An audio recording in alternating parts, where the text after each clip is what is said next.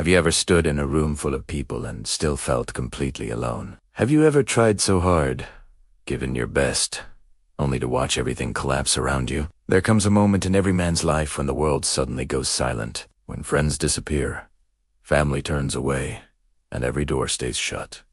And in that suffocating silence, a new story begins. This is not a story of defeat. This is the story of a man who lost everything and found himself. The story of Elias, the man who stood back up once upon a time, in a peaceful village surrounded by golden grain fields and quiet rivers. There lived a young man named Elias.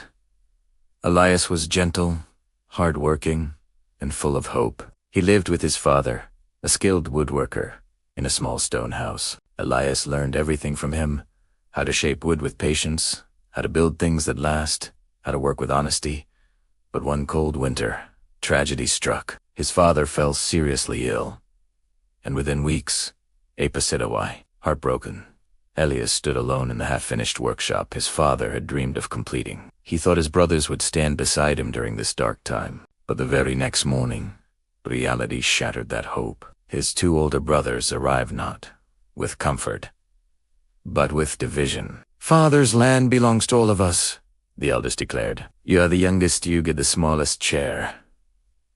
"And the workshop?" Elias asked softly. "The workshop is ours now," the second said sharply. "You can take the old cottage near the forest. That should be enough for you." And with those cold words, they took everything. The land, the tools, the workshop, even the dignity Elias thought he still had. Without a backward glance, his brothers walked away. Alone in the cottage, Elias moved into the old, collapsing cottage at the edge of the forest. The roof leaked when it rained. The wind slipped through the cracked walls.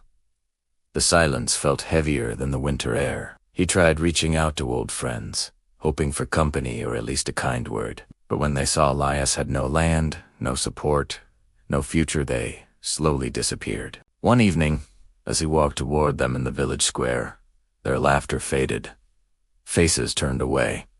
Feet shifted. They left him standing alone. Elias whispered to himself, "Am I truly worth nothing?" That night, he sat in his cold cottage staring at the dying fire, tears falling silently. "Father, I don't know what to do. I have no one. No one." Then in the silence, a soft voice stirred within him. "You are not alone. I am here."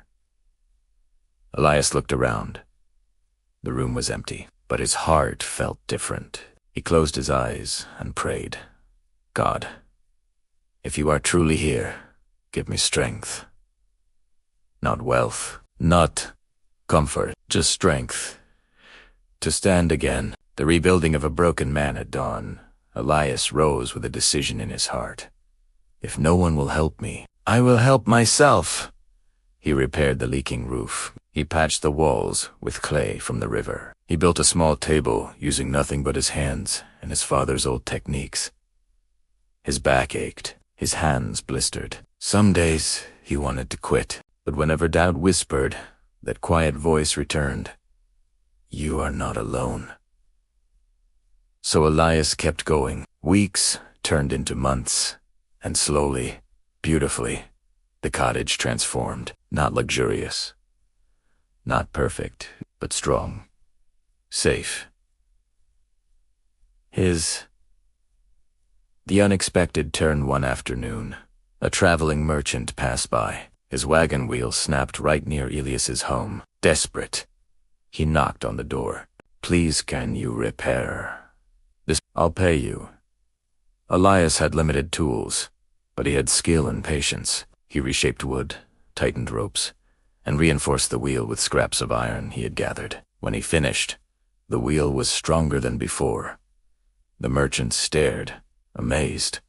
"Who taught you to craft like this?" Elias thought of the hardship, the silence, the inner voice. He smiled. "God did." The merchant spread word of Elias's work through nearby villages, and soon a farmer came for a broken plow. A widow came for a new door. A young couple came for furniture. Elias worked humbly and skillfully, not for praise, not for wealth, but because he had learned a powerful truth. When a man is left with nothing but God, he discovers everything he truly is. The return of the brothers' years passed. Elias built a reputation not as the man who was abandoned, but as the man who rebuilt himself with faith and strength. Then one day, his brothers returned.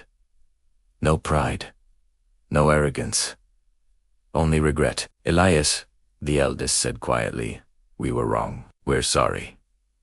Elias could have turned them away. He could have reminded them of their cruelty. But instead, he smiled gently. "When you left me with nothing, I was afraid.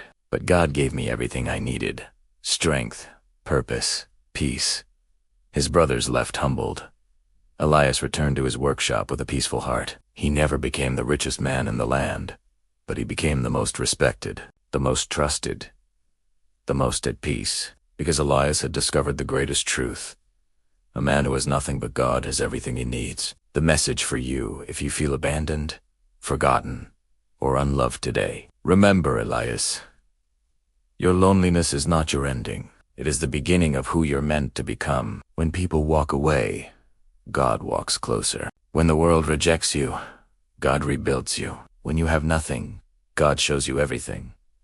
You are not broken. You are being built. If this story touched your heart, subscribe to our channel. Every story is a lesson. Every lesson is a step toward a better life. God bless you.